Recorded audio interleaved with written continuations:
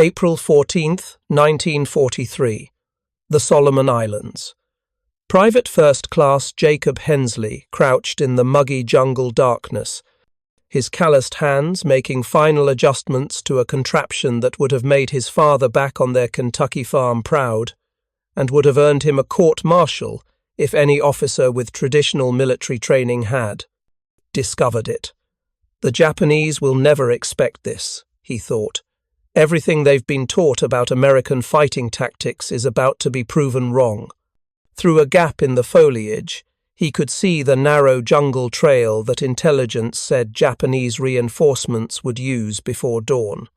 3 previous Imperial Army units had moved through this exact passage in the past week, heading toward American positions on New Georgia. But unlike the previous units, this one would never reach its destination. If you're enjoying this deep dive into the story, hit the subscribe button and let us know in the comments from where in the world you are watching from today. Jacob had arrived in the Pacific Theater just 2 months earlier, a 20-year-old farm boy who had spent his life hunting, trapping, and working the unforgiving Kentucky hillsides. During basic training, his drill instructors had tried to erase every habit he'd developed in civilian life, but they hadn't counted on the stubbornness of Appalachian ingenuity. While other Marines trained with standard military doctrine, Jacob couldn't help but see the Pacific jungle through the eyes of a hunter. 7,000 Japanese soldiers occupied this section of the Solomon Islands, dug into positions across 6 kilometers of dense jungle. They had been promised that American forces were technically proficient, but lacked the initiative and adaptability needed for jungle warfare. What they encountered instead would shatter every military assessment the Imperial Japanese Army had made about their rural American opponents. The traditional military mindset on both sides viewed warfare through established doctrine. Officers with formal education and years of tactical training made strategic decisions based on time-honored principles of engagement. But history is often changed not by those who follow the rules, but by those who ignore them entirely. Jacob Hensley represented something Japanese intelligence had critically overlooked: the American rural tradition that valued practical solutions over theoretical doctrine. The night before, Jacob's platoon commander, Lieutenant Thomas Edwards, had gathered his men around a crude map scratched into the dirt. Tomorrow, at 0500, we need to ambush a Japanese company moving through this valley, he explained, pointing to a narrow passage between 2 hills. Command wants us to set up standard firing positions here and here. He indicated 2 elevated positions overlooking the trail. Jacob studied the map with growing concern. The standard approach would put Marines in positions where they'd be exposed once they opened fire. The Japanese would take casualties, certainly, but they'd quickly identify the American positions and return fire effectively. It would be a costly engagement for both sides. "Lieutenant," Jacob said quietly after the briefing, "I might have another way."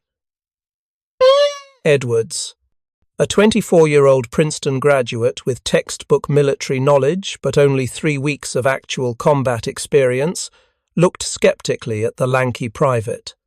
"What did you have in mind, Hensley?" "Back home, when we needed to clear out coyotes or wild boar, we didn't sit on a hillside and take shots at them one by one," Jacob explained. "We'd funnel them where we wanted and take care of the whole problem at once."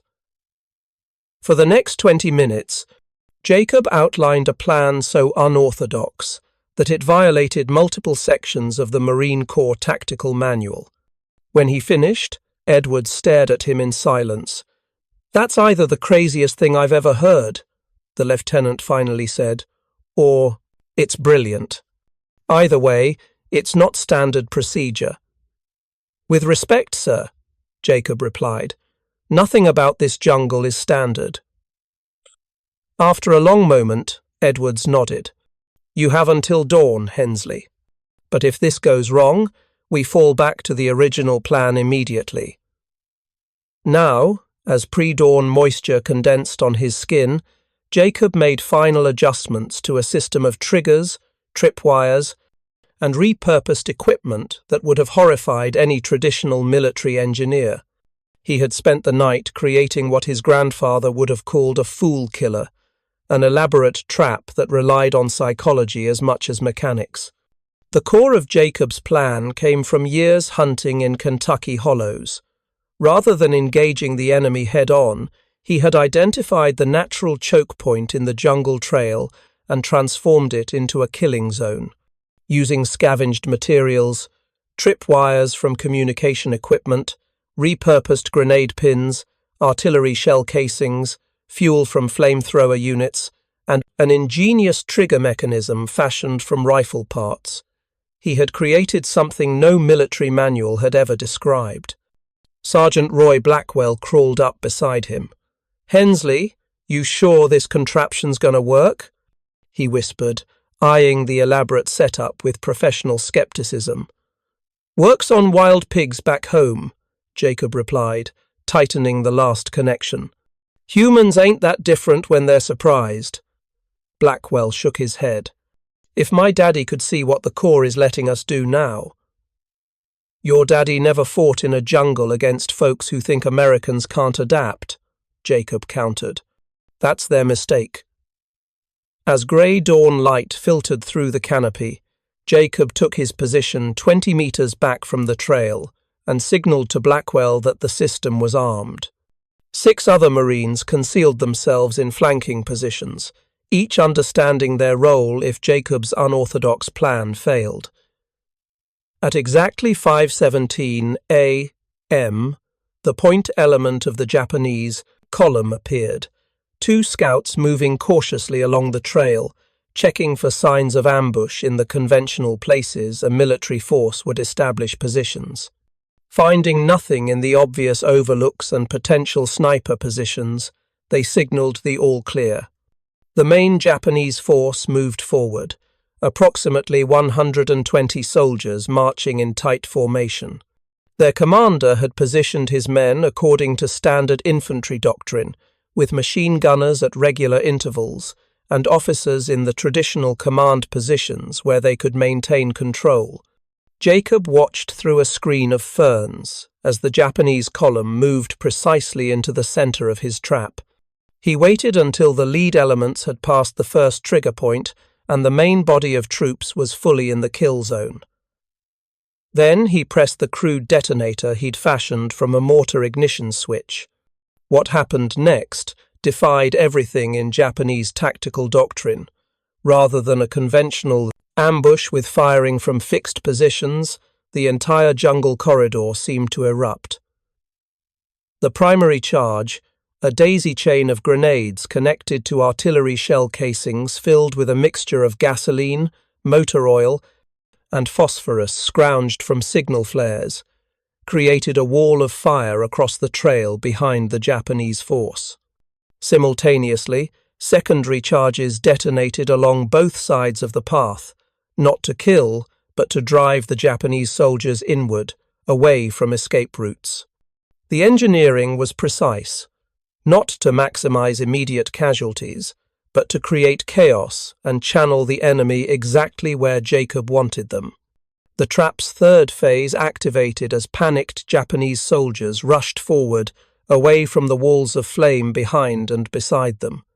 Tripwires activated a series of suspended logs, similar to the ones Jacob had used for boar hunting in Kentucky, but scaled up using jungle trees, that swung down at different heights, striking with devastating force. In the crucial first 30 seconds, no Marine fired a single shot. The Japanese unit, facing an attack unlike anything their training had prepared them for, broke formation completely. Their disciplined structure collapsed as officers tried to regain control amid the chaos. Only when the Japanese forces had been channeled into the final kill zone did Jacob signal for the Marines to open fire. Not in the standard pattern of continuous suppression, but in controlled, coordinated volleys specifically targeting officers and radio operators who were trying to reorganize their men. Private Tadashi Yamamoto, one of only 7 survivors from the Japanese column, would later describe the experience in a diary recovered after his death on Iwo Jima. The Americans did not fight as we were taught they would. They did not shoot from fixed positions we could counterattack. They transformed the jungle itself into a weapon. The forest seemed to attack us from all sides. When we tried to retreat, there was fire. When we pushed forward, trees became weapons striking from above. When our officers tried to restore order, they were shot with precision, while the rest of us were left in chaos. It was not combat as we understand it. It was as if we were animals being harvested. Within the first 15 minutes, 43 Japanese soldiers had been killed without a single Marine casualty.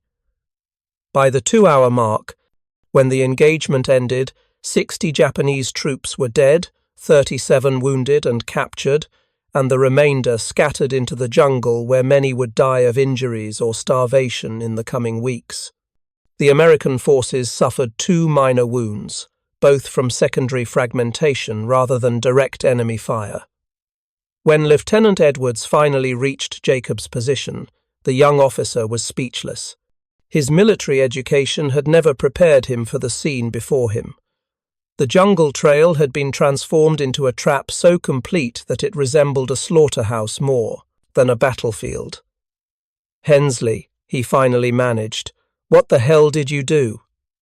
Jacob shrugged, already collecting components that could be reused for future operations. "Same thing I'd do for feral hogs back home, sir. You don't hunt them one by one. You change how they think, then let them run where you want them." The success of Jacob's improvised trap represented something far more significant than a single tactical victory. It demonstrated the fundamental miscalculation at the heart of Japanese military assessments of American capabilities. Japanese military doctrine had been developed through decades of formal study, influenced heavily by European models and traditional warrior philosophy. Their officers were extensively trained in conventional tactics, and their assessments of American fighting capabilities were based on assumptions about urban Americans with industrial backgrounds who would rely on technology and established doctrine rather than improvisation. What they failed to account for was the rural American tradition that produced men like Jacob Hensley, raised in environments where practical problem-solving and adaptation were daily requirements for survival. These skills, seemingly primitive compared to formal military education, proved devastatingly effective in the jungle environment where conventional tactics often failed. Captain Yoshio Fujikawa, an intelligence officer who interviewed the Japanese survivors, documented the psychological impact in his report to Tokyo. The survivors describe an experience unlike conventional warfare. The Americans did not engage according to any recognized doctrine. They manipulated the environment with an ingenuity that suggests intimate familiarity with forest warfare. Most disturbing, they showed no adherence to the tactical principles we expected from their training manuals. This unpredictability makes standard countermeasures ineffective. News of the ambush spread quickly through American forces in the Pacific. Within weeks, Jacob found himself pulled from regular duty to train a specialized team in what commanders were calling adaptive field engineering, a polite military term for what was essentially wilderness ingenuity applied to combat. Major William Harrison, who supervised the new program, explained the reasoning to skeptical traditional officers. "Gentlemen, we've spent years teaching our men to fight according to doctrine. The Japanese have studied that doctrine and prepared for it. What they haven't prepared for is Kentucky hill tactics and Oklahoma farm ingenuity. We need to unleash what these boys knew before we started training them." The transformation was not immediate or universal. Traditional military leaders resisted what they saw as undisciplined and unorthodox approaches. But as Jacob trained more Marines in techniques that combined rural American hunting traditions with military explosives and equipment, the results became impossible to ignore. By September 1943, specialized adaptation units had been deployed across the Pacific Theater. These small teams of Marines, many drawn from rural backgrounds similar to Jacob's, were given unprecedented latitude to develop situation-specific solutions outside standard military doctrine. Japanese forces, still operating according to traditional military principles that emphasized discipline and adherence to established tactics, found themselves increasingly disoriented by American approaches that seemed to have no recognizable pattern. An enemy that could be studied and countered through conventional means was challenging enough. An enemy that continuously invented new methods of attack created a kind of psychological warfare that conventional training couldn't address. Major Takahashi Hiroshi, who survived an engagement with one of these adaptation units on New Guinea, wrote in his final report before committing suicide, "The Americans have abandoned military principles in favor of a savage cunning that we cannot predict. They do not fight as soldiers, but as hunters who view us as prey. Their methods have no honor, no pattern we can study. They adapt faster than we can develop countermeasures. This is not the enemy we prepared to fight." The rural-born Marines brought something else that formal military training couldn't instill: an intimate understanding of how to use terrain and natural resources as weapons.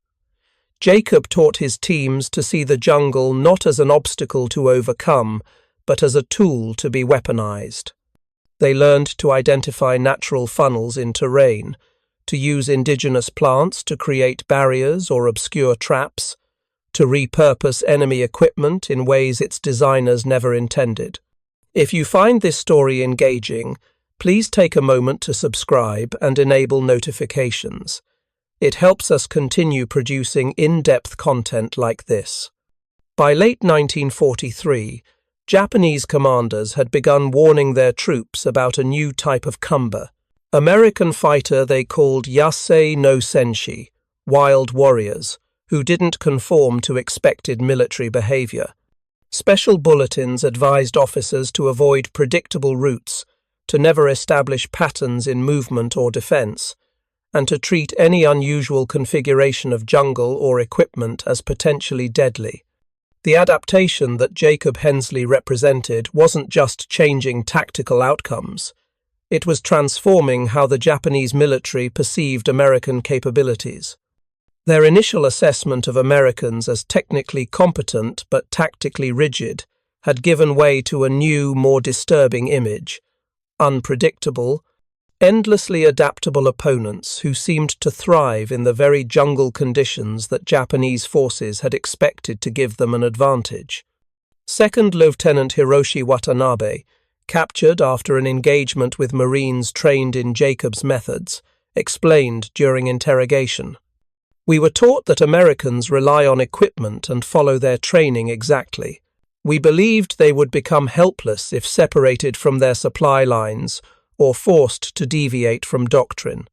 Instead, we found ourselves fighting men who seemed to become more dangerous the farther they were from conventional support. They used our own terrain against us in ways we never anticipated." The psychological impact extended beyond immediate tactical concerns. Japanese military culture emphasized rigid hierarchy and unquestioning adherence to orders, qualities that had served them well in conventional warfare. But against forces that adapted rapidly and unpredictably, these same qualities became vulnerabilities. Officers trained to execute established plans found themselves paralyzed when facing situations that had no precedent in their experience or doctrine.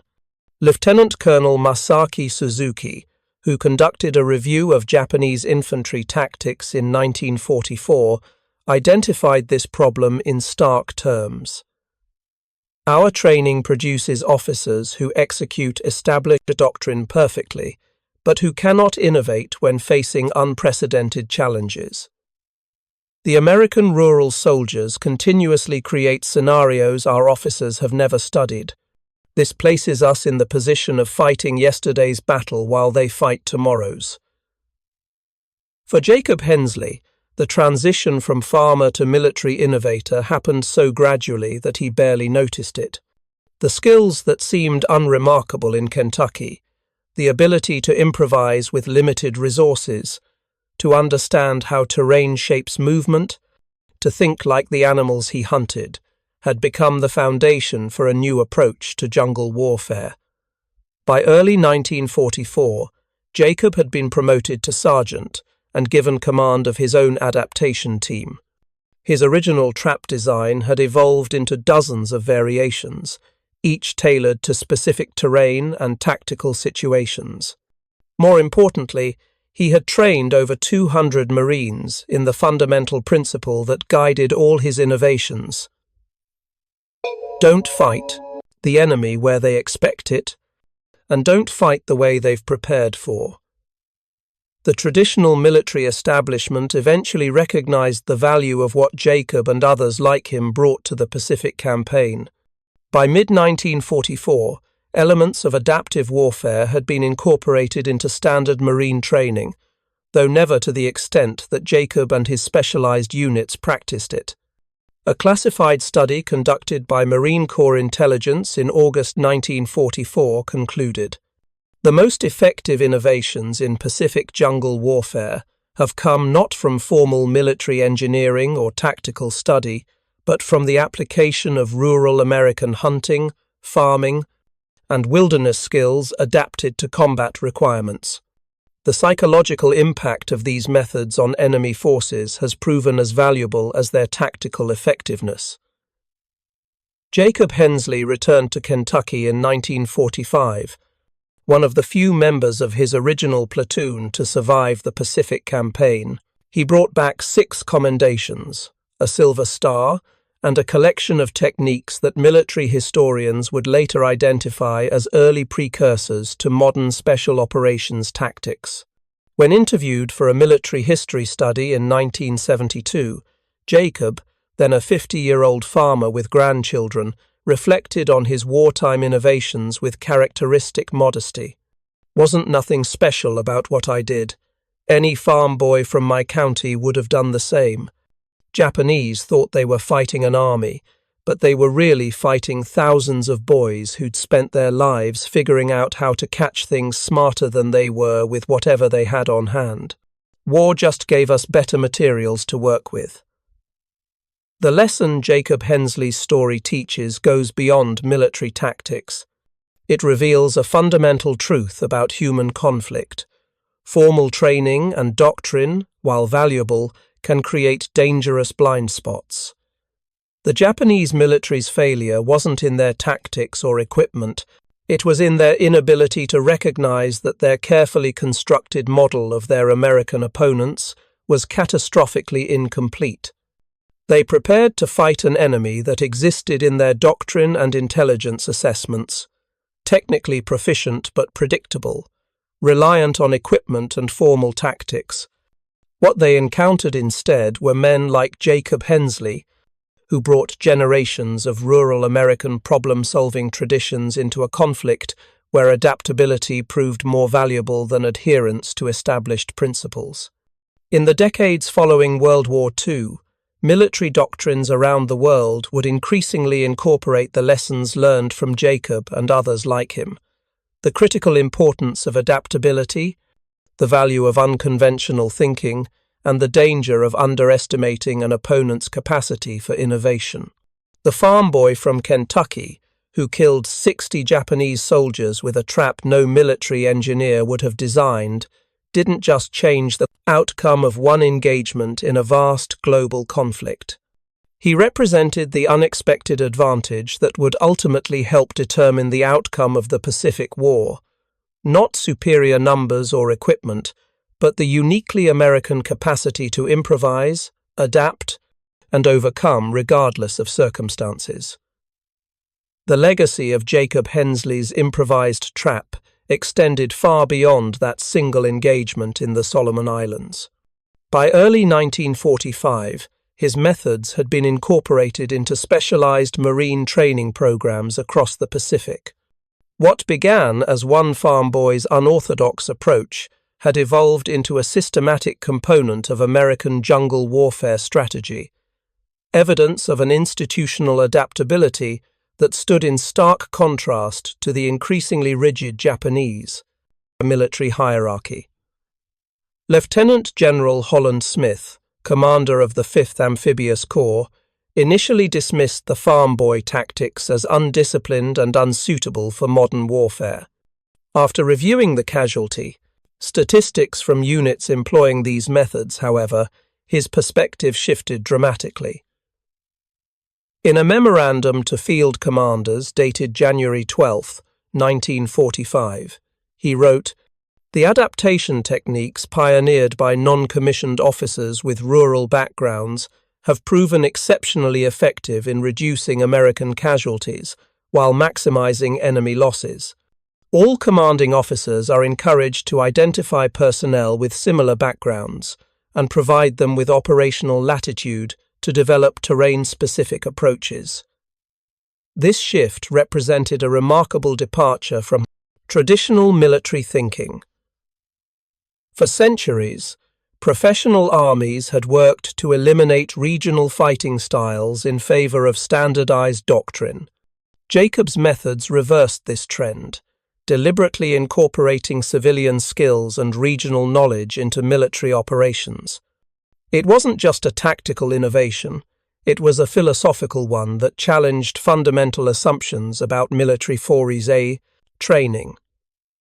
Major Hiroshi Tanaka, who had studied at American universities before the war and served as an intelligence analyst for Japanese Imperial Command, identified this philosophical difference in a classified report that was captured during the Battle of Okinawa. The critical American advantage is not their industrial capacity or technological superiority, though these are significant. It is their cultural capacity to incorporate diverse approaches into unified action. They do not force all soldiers to abandon their civilian knowledge. They weaponize it. This creates an opponent who evolves constantly, adapting faster than our intelligence can analyze their methods. By mid-1945, specialized marine units using techniques derived from Jacob's approach had achieved casualty ratios that defied conventional military expectation. On New Guinea, a 20-man team led by Sergeant Elijah Moss, a former Alabama trapper trained in Jacob's methods, neutralized a Japanese company of 140 soldiers, while sustaining only 3 non-fatal casualties. On Okinawa, similar units pioneered night infiltration techniques that combined rural hunting skills with military technology to devastating effect. The Japanese military leadership, recognizing this threat, issued increasingly desperate directives to counter what they termed American rural warfare. A captured field manual translated by American intelligence in April 1945 instructed Japanese officers: avoid established paths, assume any unusual configuration of vegetation conceals a trap. Do not establish predictable defensive patterns. American forest hunters have been deployed specifically to exploit standard Japanese defensive doctrine. What made these developments particularly significant was that they represented a fundamental misunderstanding in how the Japanese had assessed their American opponents. Japanese military doctrine had been heavily influenced by their observations of European warfare and urban American society. They had prepared extensively to fight an enemy that relied on industrial strength and conventional tactics, an enemy that, in many ways, mirrored their own approach to modern warfare. What they encountered instead was an unexpected hybrid: the industrial might of America combined with the wilderness adaptability of its rural traditions. Corporal Masao Ito, captured near Bougainville in 1944, expressed this realization during interrogation. "We were told Americans were soft city people who relied on machines and could not function independently. The Americans we fought were not like this. They moved through jungle like it was their home. They set traps like mountain people. They fought without supply lines when necessary. They adapted in ways our officers said was impossible." This cultural blindness had profound strategic implications. Japanese military planners had built their Pacific strategy around the assumption that American forces would be effective but predictable, capable of overwhelming force but reliant on established doctrine. They had not prepared for an enemy that combined industrial resources with rural ingenuity, a combination that negated many of Japan's anticipated advantages in jungle warfare. Colonel Takeshi Nakamura, who had helped develop Japanese jungle combat doctrine before the war, recognized this failure in his final report before being killed on Luzon in February 1945. "Our fundamental miscalculation was believing that American industrial society had eliminated their frontier adaptability. We studied their formal military doctrine, but failed to recognize that many American soldiers bring combat-applicable skills from civilian life. The hunter-farmers among them fight differently than their urban counterparts. Our intelligence assessments never accounted for this diversity." The evolution of Jacob Hensley's methods through 1945 demonstrated another crucial aspect of American military effectiveness: the ability to systematize innovation. What began as one man's improvised solution grew into a transferable methodology that could be taught to others who lacked his specific background. By March 1945, the Marine Corps had established specialized training sections where Marines with rural backgrounds taught their approaches to those from urban areas. This cross-pollination of skills created units that combined multiple regional approaches to problem-solving, further increasing their unpredictability in combat. Major William Donovan, who observed these training programs as part of his work developing what would later become the CIA, noted, "The most valuable aspect of these adaptive warfare techniques is not any specific trap or tactic, but the mindset they cultivate. Marines are being taught to assess terrain and available resources through the eyes of hunters and trappers, not conventional soldiers. This perspective shift alone makes them dramatically more effective in environments where standard doctrine proves inadequate." The psychological impact on Japanese forces facing these adaptable opponents cannot be overstated.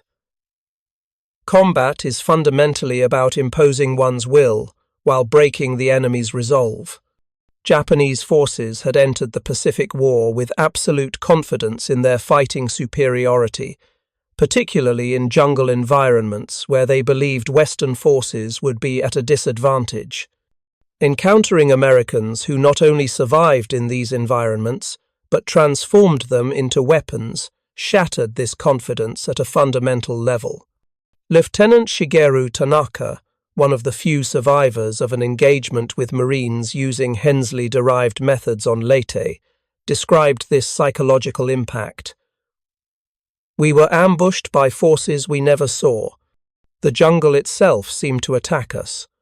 Vines became triggers for explosive devices. Mud concealed pits with sharpened stakes. Streams were diverted to flood our positions at night. Our officers had no response because nothing in our doctrine addressed such methods. Men began to fear the jungle itself rather than the enemy we could not see. This fear transformed the psychological dynamics of the Pacific War.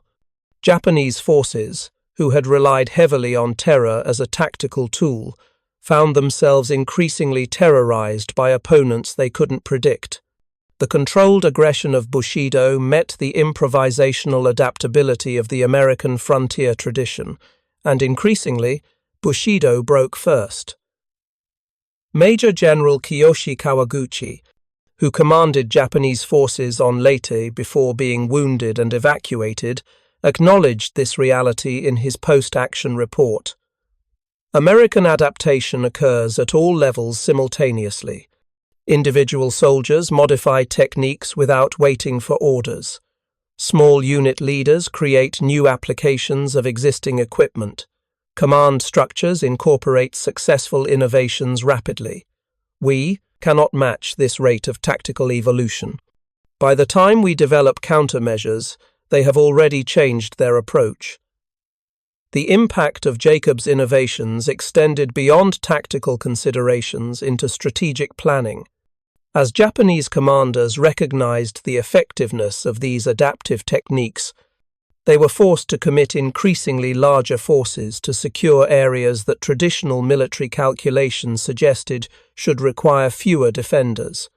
This further strained Japan's already limited manpower, creating cascading weaknesses across the Pacific theater. Admiral Chester Nimitz, Commander-in-Chief of the Pacific Fleet, recognized this strategic advantage in a communication to the Joint Chiefs of Staff in April 1945. The adaptive warfare techniques developed by our forces have created disproportionate effects on enemy deployment. Japanese commanders now commit roughly twice the force's traditional doctrine would suggest necessary for defensive operations, because they cannot predict how our forces will attack. This overcommitment has created critical vulnerabilities in their defensive perimeter that we continue to exploit. The human dimension of this tactical evolution was equally significant. For Marines like Jacob Hensley, the ability to apply their civilian skills in combat created a psychological resilience that traditional military training alone couldn't provide. They weren't simply executing learned behaviors. They were actively engaging their intelligence and experience in ways that connected to their pre-war identities. Sergeant Daniel Cooper, who served with Jacob in the Solomon Islands campaign, later reflected on this aspect in an oral history recorded in 1968. The farm boys had something the rest of us didn't. They never doubted they could solve whatever problem came up with, whatever they had on hand. City boys like me, we were trained to follow procedures and use equipment the way we were taught. Country boys looked at the same equipment and immediately started thinking about how to use it differently. That confidence was contagious. Eventually, we all started thinking that way. This psychological resilience proved particularly valuable in the brutal island-hopping campaign, where units often operated under extreme conditions with limited support. Marines who could adapt their environment to their needs survived and remained effective in circumstances that would have broken less resourceful units. By the final stages of the Pacific War, this adaptive approach had become one of the defining characteristics of Marine operations. General Alexander Vandergrift, Commandant of the Marine Corps, acknowledged its significance in a 1945 address to the graduating class at Officer Candidate School. The most valuable lesson of this war has been rediscovering something we should never have forgotten, that the greatest military asset is not technology or doctrine, but the dread American capacity to adapt and overcome with whatever resources are available. Our enemies prepared to fight an army. Instead, they found themselves fighting thousands of individuals who brought the best of their civilian ingenuity to the battlefield. As the war approached its conclusion, Japanese military leadership increasingly recognized that this adaptive capability represented an insurmountable advantage. Field Marshal Hisaichi Terauchi, commander of all Japanese forces in Southeast Asia and the Southwest Pacific, noted in his final operational assessment before Japan's surrender, American forces have demonstrated an ability to continuously evolve their tactical approach while maintaining strategic coordination. This combination of individual adaptation and organizational coherence represents a military paradigm we cannot match under current conditions. The lessons learned from Jacob Hensley and others like him didn't end with World War II. In the post-war military reforms, both the Marine Corps and the newly established US Special Forces deliberately incorporated the principles of adaptive warfare into their institutional doctrine. The establishment of the Marine Corps Combat Development Command in 1953 explicitly acknowledged the need to systematically harness the innovation that had emerged organically during the Pacific Campaign. General Matthew Ridgway, who commanded UN forces during the Korean War, directly referenced these lessons when establishing adaptation-focused training for troops facing unfamiliar terrain and unconventional opposition. Our experience in the Pacific demonstrated that soldiers who can improvise solutions from available resources are worth their weight in gold. We need to systematically cultivate this capability rather than hope it emerges spontaneously. This institutionalization of adaptive warfare represented one of the most significant long-term impacts of Jacob Hensley's unorthodox approach. What began as one farm boy's desperate improvisation eventually transformed how the American military understood its own capabilities and how it prepared for future conflicts. For Jacob himself, the war's end brought a return to the Kentucky hills where his journey began.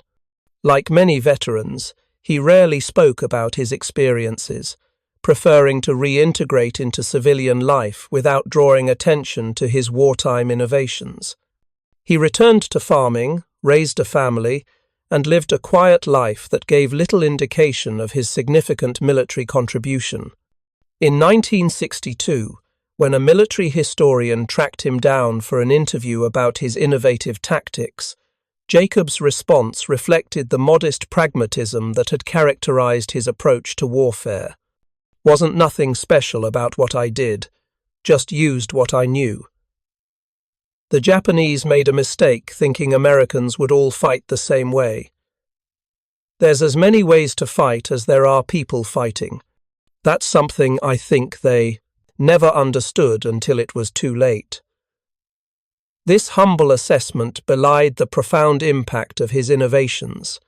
The farm boy tactics that began on that Solomon Islands jungle trail had catalyzed a transformation in military thinking about the relationship between individual initiative and organizational doctrine, a transformation that would influence American military operations for decades to come. The deeper significance of Jacob Hensley's story lies in what it reveals about cultural misunderstanding in warfare. The Japanese military, with its emphasis on rigid hierarchy and standardized doctrine, had projected its own organizational values onto its American opponents. They prepared to fight an enemy that mirrored their own approach to warfare, disciplined, doctrinaire, and predictable. What they encountered instead was something their cultural framework couldn't accurately assess: an opponent that combined industrial might with frontier adaptability, formal doctrine with improvisational genius. This failure of imagination proved catastrophic. As Sun Tzu observed centuries earlier, "If you know the enemy and know yourself, you need not fear the result of 100 battles."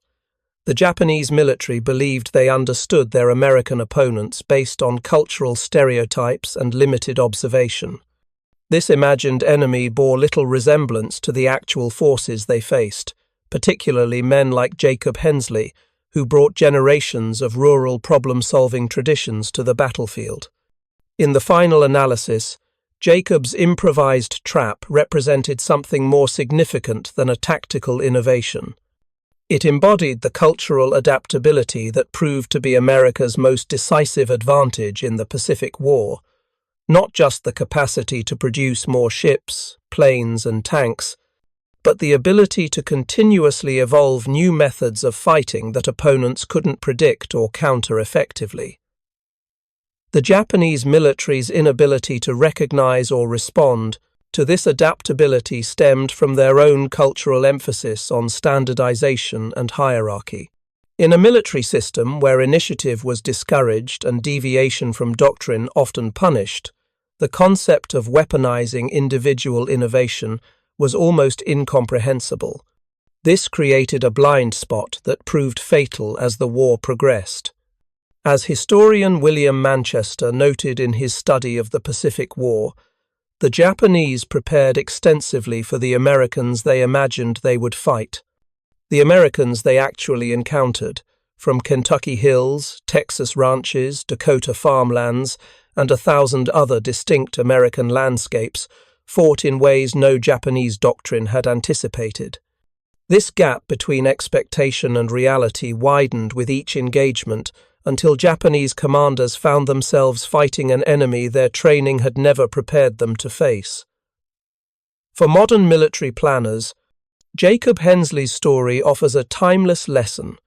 Cultural assumptions about how an H&O comply opponent will fight can create dangerous vulnerabilities, especially when those assumptions project one's own values and limitations onto others. The most dangerous enemy is not necessarily the one with superior resources or technology, but the one whose approach evolves in ways your doctrine hasn't anticipated. In the decades following World War II, as American military thought incorporated these lessons, the emphasis on adaptability and innovation became central to training at all levels. The recognition that standardization, while necessary for organizational coherence, should never eliminate the individual initiative that creates unexpected advantages, became a cornerstone of American military philosophy. General James Mattis, addressing Marine officers in 2004, explicitly referenced this tradition. The most valuable asset in any conflict is not the technology or even the training, but the thinking human being who can adapt to circumstances no doctrine writer could have anticipated. Our greatest advantage has always been unleashing American ingenuity rather than constraining it with excessive doctrine. This philosophy, which can trace its lineage directly back to Jacob Hensley and his improvised trap on that Solomon Islands jungle trail, represents one of the most enduring legacies of the Pacific War. The recognition that military effectiveness comes not from eliminating individual differences in favor of standardization, but from harnessing the diverse capabilities that individuals bring from their civilian experiences. In this sense, Jacob Hensley's story is not just about one farm boy's clever trap, or even about a tactical innovation that changed the course of jungle warfare. It's about the fundamental American military advantage that his approach epitomized, the capacity to continuously adapt in ways opponents cannot predict, combining formal doctrine with individual innovation to create an opponent that evolves faster than enemies can, to develop effective countermeasures. This capacity remains as relevant in modern warfare as it was in the jungles of the Solomon Islands in 1943. In an era of rapidly evolving threats and unpredictable conflict, the ability to adapt quickly and effectively, to think like Jacob Hensley rather than follow a predetermined script, may prove to be the most decisive military advantage of all. As warfare continues to transform in the 21st century, the lessons of adaptability pioneered by rural Americans in the Pacific jungles remain profoundly relevant. The fundamental insight that Jacob Hensley's improvised trap represented, that the most effective approach is often the one your opponent hasn't prepared for, transcends its historical context to offer guidance for any faced for the moved is. A competitive endeavor where adaptation determines success. In the final assessment, Jacob Hensley's contribution to the Allied victory in the Pacific wasn't measured in territory captured or enemies killed, but in something far more significant. He helped demonstrate that the American military's greatest strength lay not in its industrial might or technological advantages, but in its cultural capacity to incorporate diverse approaches and adapt continuously to changing circumstances. This legacy of adaptive warfare born in the desperate improvisation of a Kentucky farm boy in a distant jungle, remains one of the most valuable military lessons of the Second World War. Thank you for watching. For more detailed historical breakdowns, check out the other videos on your screen now, and don't forget to subscribe.